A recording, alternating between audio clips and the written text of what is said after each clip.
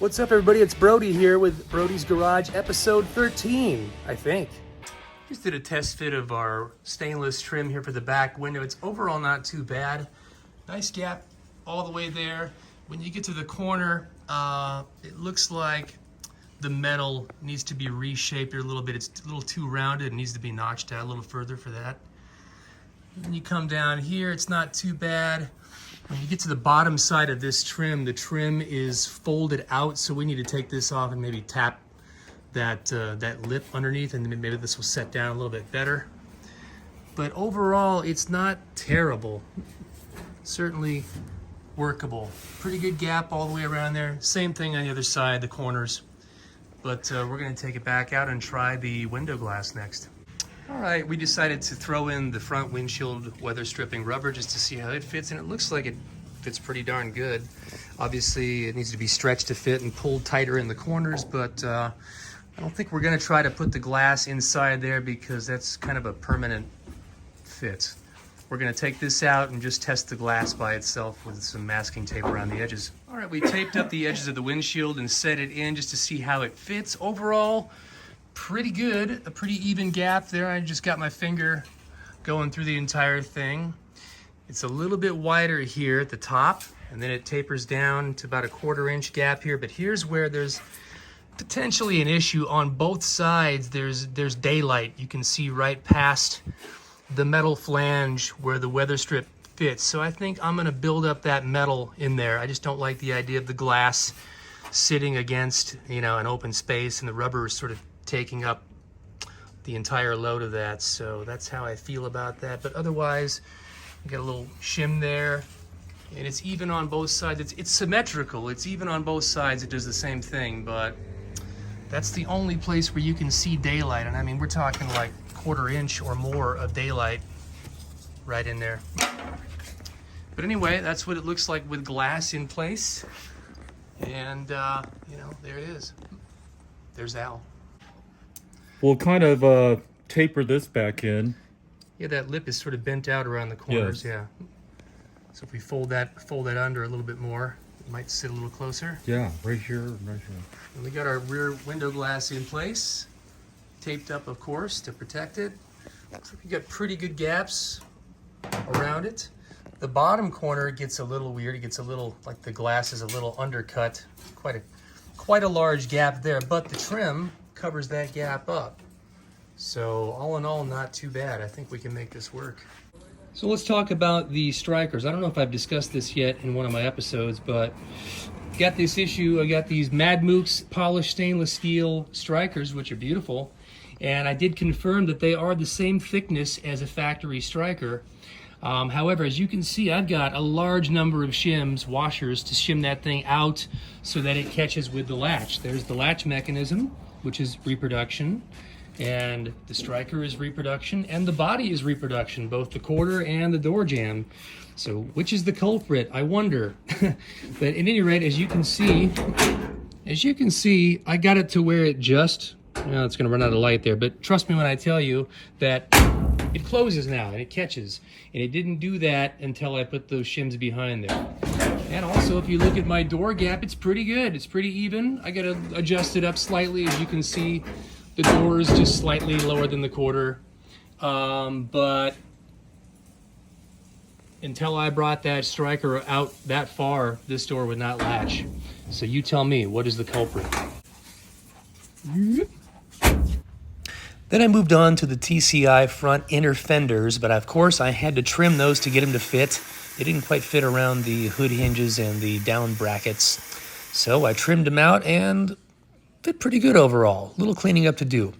Then I moved on to the interior. I installed these AC vents from Vintage Air. I didn't like the underhanging thing, so I decided to mount them in the dash. Well, that was stupid.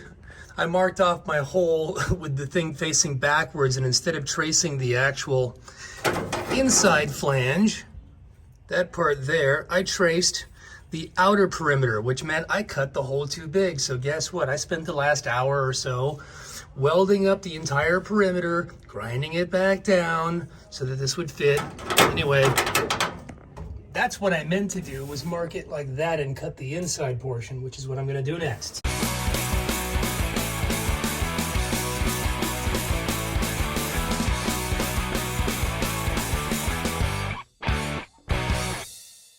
Well, needless to say, this one went in a lot smoother because I did it right. Look at that. Well, I was just about to wrap up and head inside, and then lo and behold, UPS showed up at my door with this. This is my fuel tank from Rick's Tanks, or Rick's Hot Rod Shop. Why don't we crack it open and take a look?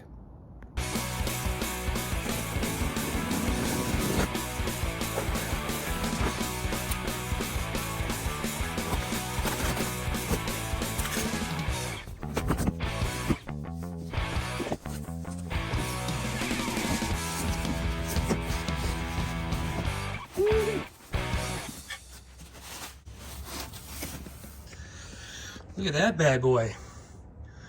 Rick's Tanks stainless steel fuel cell, 16 gallons. The fuel filler is in the stock location. It's got a recessed hat and dual fuel pumps in there that will flow enough for, well, hopefully all the power that I can make and then some. Maybe tomorrow I will break this thing out of the box and put it up there for a test fit. Regarding the wheel spacer issue, I got these. These are made by Bear, the people who make the lovely Bear brakes. And I got myself a digital caliper, which, by the way, might be the best investment I've made so far. I measured the diameter of that flange right there, the hub in the center of the axle, to find out what its OD was. I think it was 2.80 inches. Found myself a spacer that happens to measure exactly 2.80 inches on the inside. Let me show you something. That adapter spacer fits snug right over the center of that hub with no wiggle room, which I love. It is 0.625 inches thick, 5/8 of an inch thick, which, according to my prior calculations with the car sitting on the ground with a 1-inch spacer, the tire was just barely rubbing the fender lip. And so I moved it in, 3/8 of an inch, I guess, which should give me ample room to have clearance all the way around the rubber. What I also like about this thing is it's made out of billet aluminum. There's no cast material here. It's a billet solid chunk of material, so I don't see it dimpling in or compressing much. I intend to put in some brand new 3-inch long studs, which I've ordered, and they should be here in a couple days. I'm going to press those things in and give it another test fit and see how it works. Obviously, once I get the car rolling, I'm going to torque the wheels on. I'm going to take it for a drive around the block, come back and torque them again. And what I like about this design is that it does not have the dual stud situation where you have one set of studs holding this on and then a second set of studs holding the wheel onto that. Because, well, for one thing, you'd have to take the wheel off to retorque the nuts going into the axle flange. I like the fact that this is one piece. The studs are hardened studs from ARP. They're going to come straight through and just torque these things down. And I think that if I drive it and retorque them, I think I should be just fine. All right, well, I guess that's about it for this episode. I'm pretty scroungy and feeling it, and I'm also a little hungry, so I'm going to go in, get cleaned up, have dinner. And everybody take care, and I'll see you on the next episode of Brody's Garage. Take care.